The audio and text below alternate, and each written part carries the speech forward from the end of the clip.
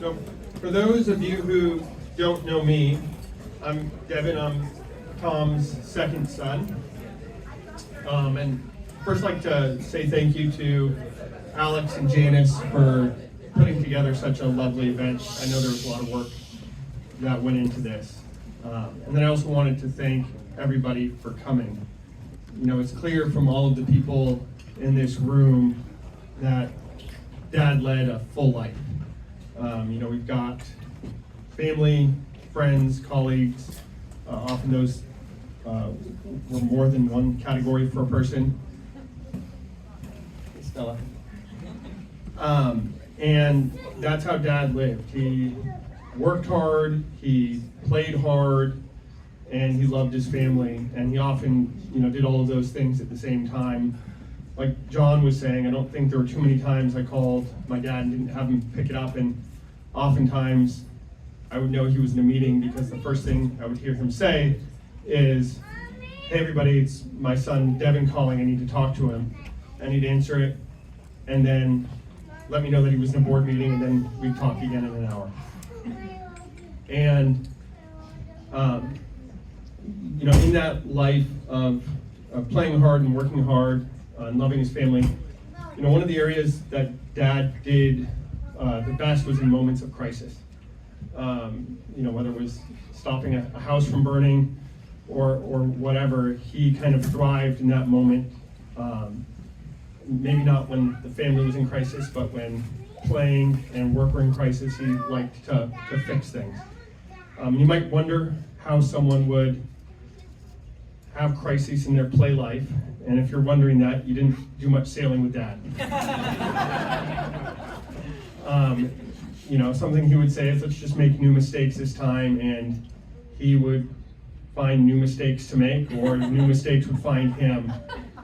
And, things that might be traumatic and scary when you're with Dad, they weren't, because you always knew he was going to figure a way out of it. And it was always okay. And so instead of it being a terrifying experience at a young age when you're capsizing a boat, it was an adventure. And that's how life was with Dad.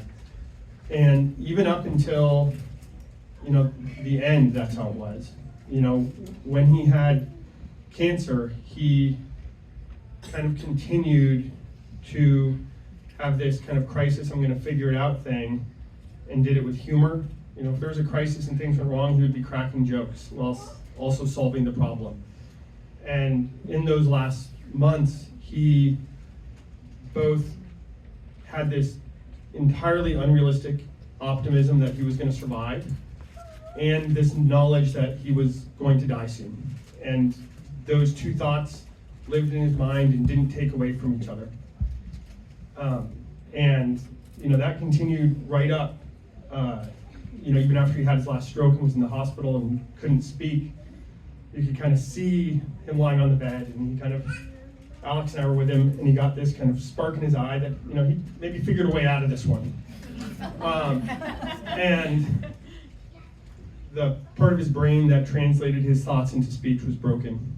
And so he started kind of doing these mumbling sounds to Alex and I, and we couldn't understand him. And we told him, "Dad, we don't know what you're saying." And so he repeated the exact same mumbling phrase. And after the third time, he kind of did this eye roll, and as patient as he could be with lots of people, he didn't abide stupidity too well. And he kind of did that eye roll at Alex and I. And it was really hard, not only because he was clearly trying to communicate something important, but unlike Connor and Max, Alex and I weren't used to that eye roll.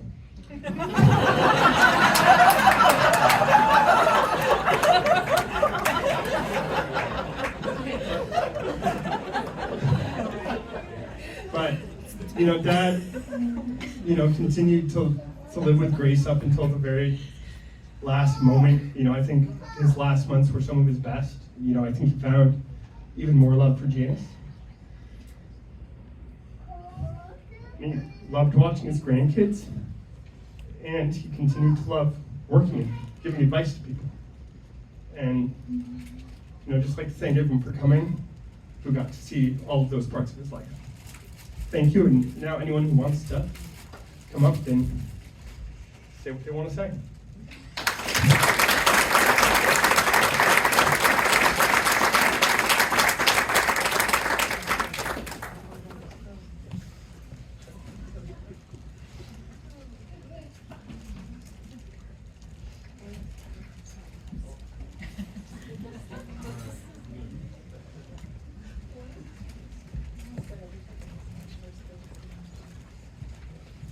I can't do any spur of the moment, so I had to write down my eulogy for Tom.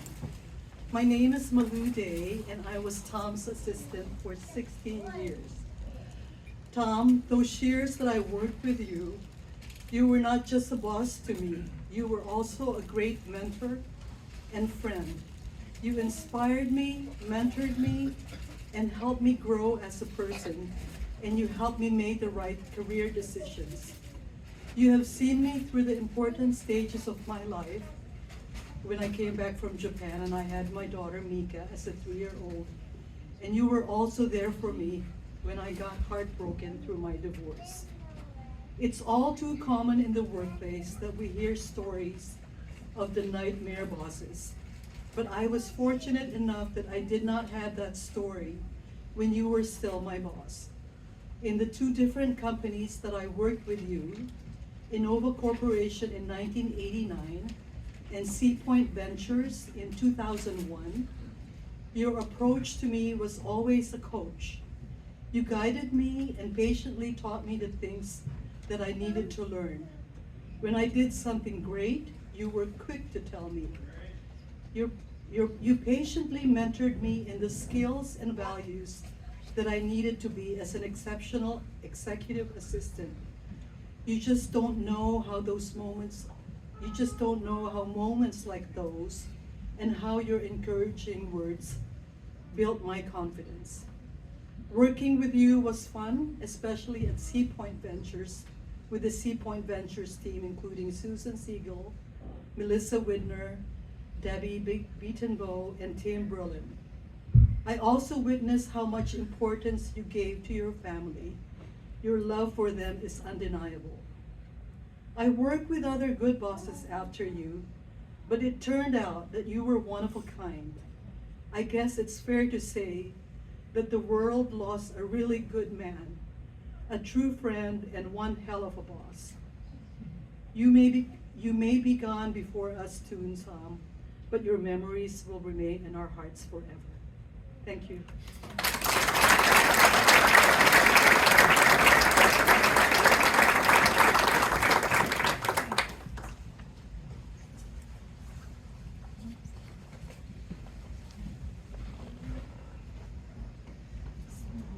All right, there's another side of Tom that hasn't come out tonight. We've heard a lot about how he tells jokes and always had humor, is a very kind fellow, all that's true, but I have another insight. So back in the 70s, I met Tom on the first day we went to business school together, and back in 1970, and 3 or 4 years later, his sister Jan showed up and did what we call today couch surfing. She was homeless and stuck in his little tiny home. He had this tiny house, I remember it. Had a little bedroom, a tiny kitchen, and a living room that had room for a couch. And that couch was taken up by Jan and her suitcase.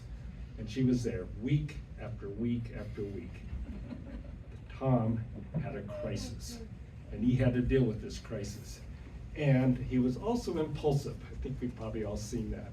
And so he said, Jan, what are you doing about getting a job?